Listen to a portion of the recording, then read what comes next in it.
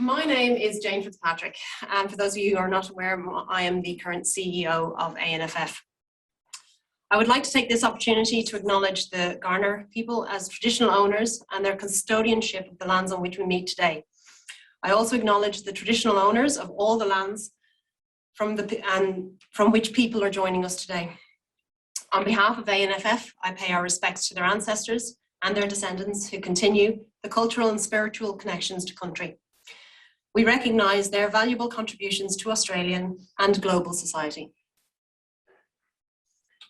So here we are again, the ANFF community coming together to highlight the amazing achievements of our clients, enabled by the incredible capability that ANFF provides.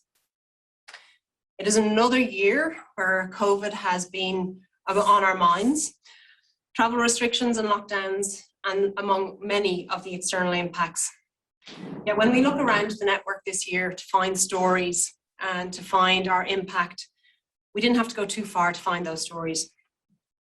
The next 2 days, along with the stories that you'll find in the ANFF casebook, which has been released today, will showcase how fabrication and the development that we support is truly a way to build out of this particular pandemic. At the same time, priorities at state and national level have emphasised the need to accelerate technologies out of the lab and into the real world. A pursuit that is reliant on open access research infrastructure, and the way ANFF provides that is one of the key factors in pushing technologies out of the lab and into people's hands.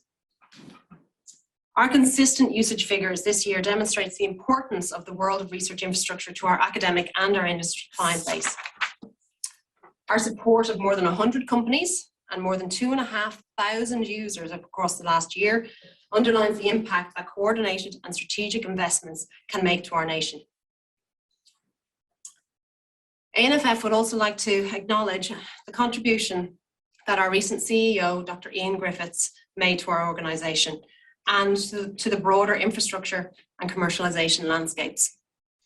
Ian's passing has both shocked and saddened our entire community.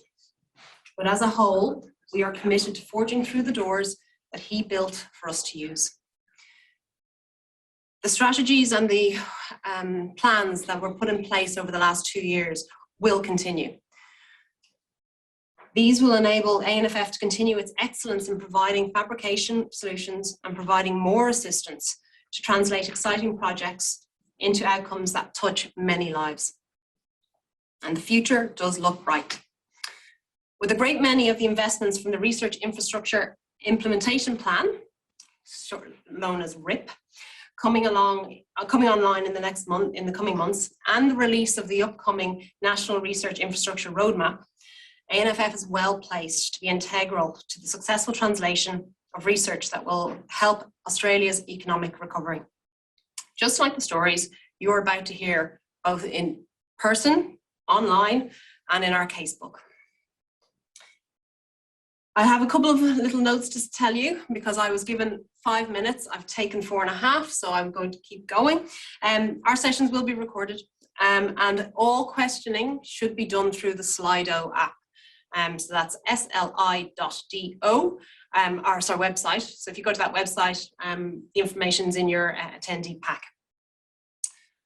And with that, I will say thank you very much for everybody for coming today, for all the presenters for agreeing to present, for all of those who've given us stories for our casebook, and to all the ANFF staff who have worked incredibly hard this year to ensure ANFF standards have not slipped even a little bit.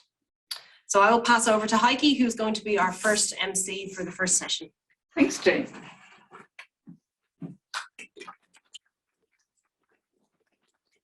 Everybody, I'm Heike Ebendorf-Heidebriem.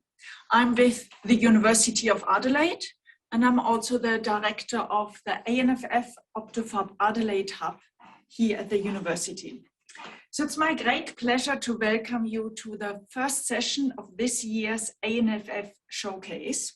And the theme of this session is Excellence in Research.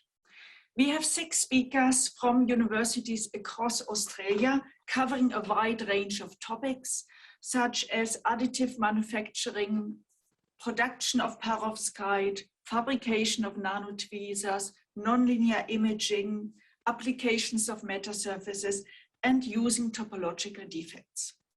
Before we start the first talk, I would like to remind you of the Q&A procedure.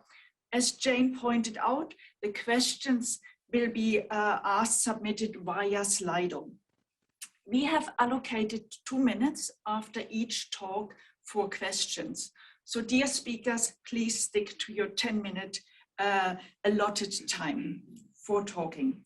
The questions from the audience will be submitted through Slido, and I will ask them the questions to the speaker.